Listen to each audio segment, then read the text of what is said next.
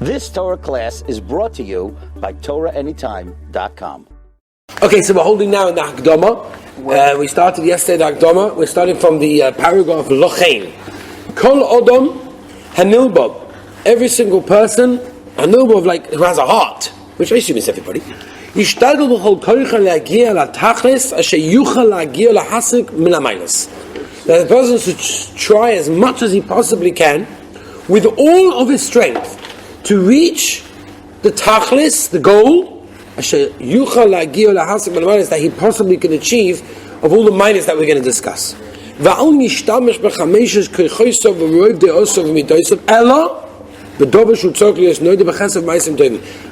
you use the five, remember we talked yesterday about the five senses that every person has that are controlled by the heart.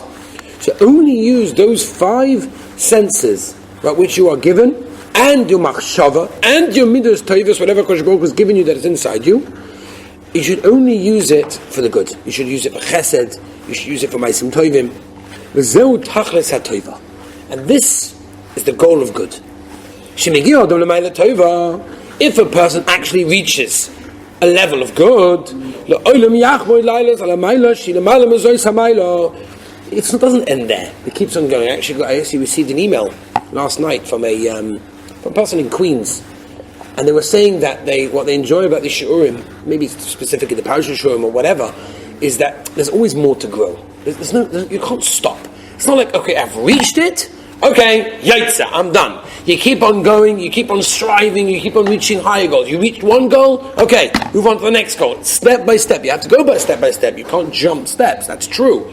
But at the end of the day, you have to know that there's steps, but you have to know if you reach one, you've got to get to the next step. It's very, very important. That's what he's saying over here. And this is his akdama to all the midas that he's going to be talking about to change our character, change our person. If a person gets to a madrigal,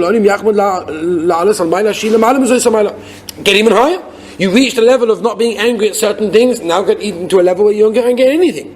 Again, it's hard, it takes work, but you can get there. Until you get to the actual goal of good, and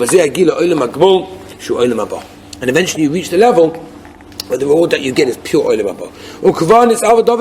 David HaMelech was desperate for this. He longed for this. But he says in Posek and Tehillim, we know the Posek, how abundant is your goodness that you have stored away for those who fear you. Right? In other words, David HaMelech, there's so much available, there's so much reward, but you just have to fear Hashem. V'oma, Yuvun mideshen beisechem, a fush song. V'nachal adonecha tashkein. There's another also, they will be sated with the fatness of your house, and you will make them drink of the river of your pleasures. V'amayla zezle gielo ela havu'ila. You can't just reach this. It's reachable and attainable for those that try and for those that are fitting for it. Now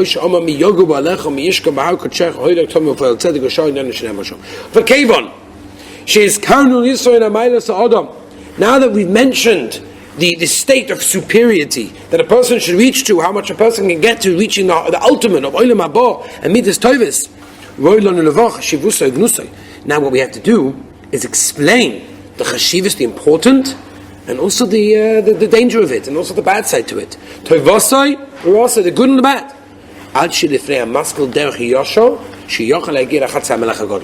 Now that we've explained how much a person can reach, now we have to understand on a practical level which midas are good, which are bad, how to use them in order to get a person to the straight path that leads into the Chatz HaMelech HaGadol. Ki tivcha nafshay b'chol koicha mikol midah tova babor v'yizok absolis v'yikach hasoiles keitzad.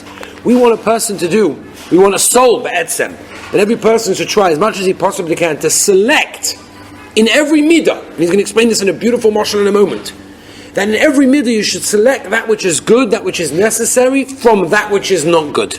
It's the boirer of it, that's what you're doing. You're doing boirer of your midas. You're selecting those midas tovas that are good, those ones I need to keep, those I need to work on, and get rid of the bad ones, or leave those ones on the side. Yesh Adam, shu bal chema v'koyas tomid. You have people that are very angry. Right? You have people that are very angry. The Gemara tells us, just agav, the Gemara says that if you want to choose your friends, look at three things. One of them, the Gemara says, look at how he acts when he's angry, because then you could see how he really is. When a person gets angry, That's his real person. It's like that person, once again, it's like that person that's on the basketball court and, someone steps on his toe and a curse word comes out. Oh, I'm so sorry. It just came out. Sorry. No. If it just came out, that means it's part of your vocabulary. Change your vocabulary, it won't come out. Gedolim don't just curse. Oh, sorry, it just came out. It doesn't work that way. Because their vocabulary doesn't exist with those words. So what he's saying over here, when a person is angry, let's just get to it, we'll take a question. Then you have other people. You ever notice in the Tudum people get angry, uptight, they get very nervous, and they get woo, and you want to get them upset, so try to be nice to them. Then you've got people who are calm, collective, everything's easygoing, nothing's a problem, everything, go with the flow. But if they get angry, maybe once every so often in a few years that they get angry. Like, okay, they're not perfect. They do get angry, but it's like completely far between. You have a person that's very proud. You have people that are very opposite of Balgaiva, very humble, but too humble. Like nothing, no, it's not me, nothing. Too humble. We'll see. The Yeshu Baltaiva. Yeah, people who are Baltaiva, people who are busy looking at their tigers, looking at what their animal instinct was yesterday want. They just can't satiate their nefesh from their tigers. They just have to do whatever they want, whatever their brain tells them to do. They just go along and do. Look here, say this, hear that, whatever it is. The Yeshu Torah Moed. Yeah, people that are very pure, optimistic. They're not interested in food and gashmias. They're not into a lot of things that maybe their guf needs. They're not even interested in those things. And then you have some people that they got a big nefesh. No money in the world will ever make them happy. Like it says, Oyev kesev lo yisba kesev. Posek in Koheles. If a person loves money, he'll never be satisfied. Whatever they give him, he'll always want more. The yesh ksa nefesh. And you have people should die if you don't have a mood. You have people that don't need anything. I'm fine. I got a piece of bread for breakfast. No, perfect. The yeshu mistagalas may be robbed. Those people that keep themselves in hunger. The kovet salyad. They're so stingy that they barely eat from their own food and their own money. And as they've got 10 shekel in their pocket, they're desperately starving because there's nothing to eat. Maybe they'll spend a shekel. Those are the different types of people that we're dealing with over here. But then you have the opposite type. Then you have the people that just spend and just waste money without even thinking about it. Right? You got all types of people. So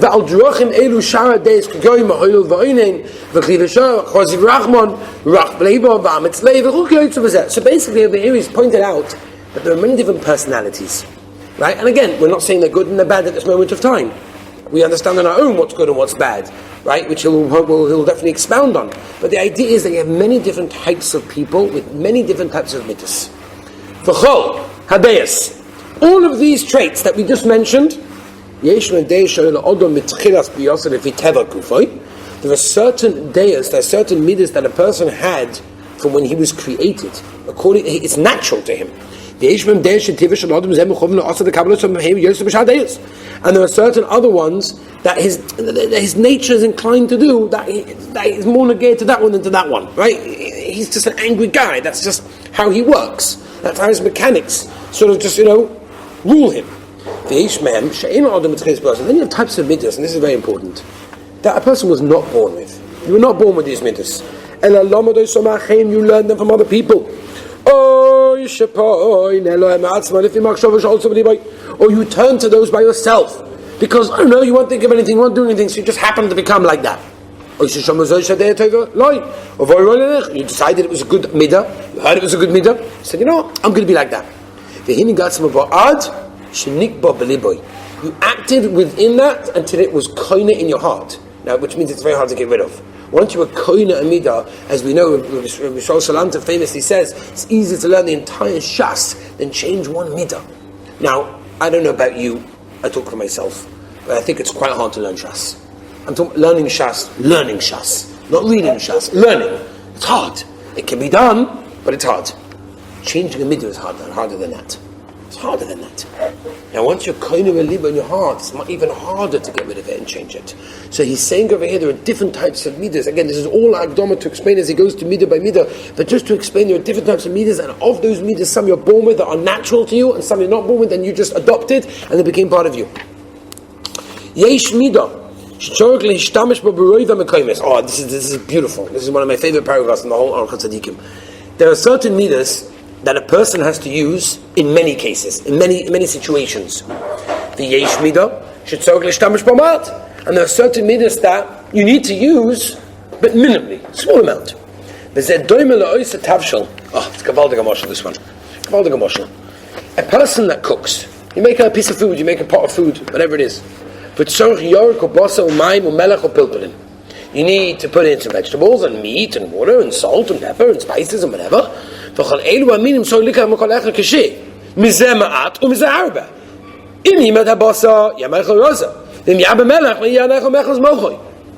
words, you have to know the proportions. If, for example, you're making a chicken soup and you pour a ton of salt on a tiny little teaspoon of chicken, you're in trouble. Now, you need to really figure out the ratio of how to make things. If you put too much of one thing, it's not going to be good. If you put too much less of the other thing, it's also not going to be good.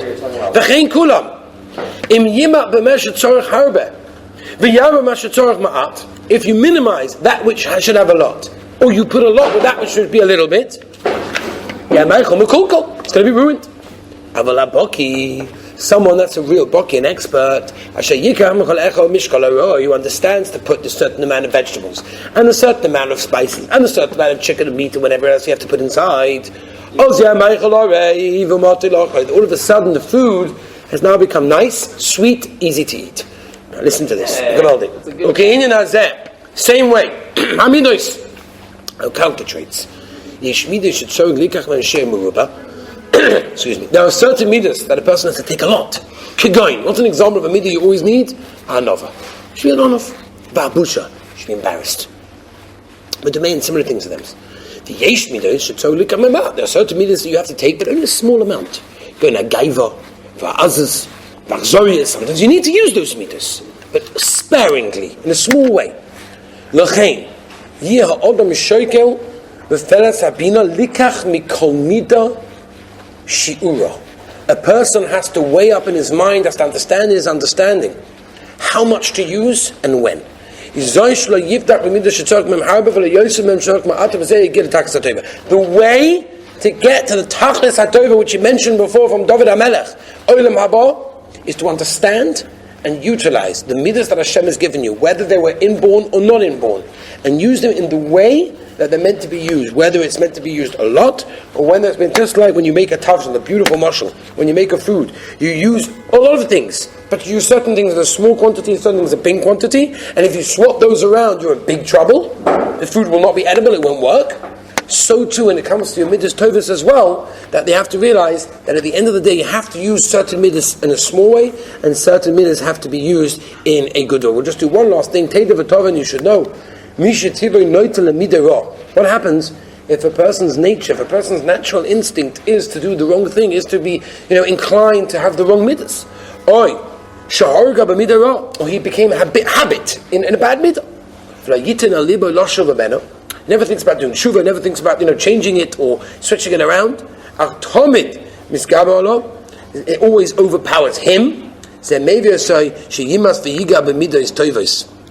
It's going to come out that you won't be able to be koine all the midas tovas. So basically today we got the idea of different types of midas that every personality can have. Some of them are inborn, some of them are not inborn, and how much a person has to use it. Be'ez Hashem, tomorrow we'll continue with this paragraph of Kamosha. You've just experienced another Torah class brought to you by TorahAnytime.com.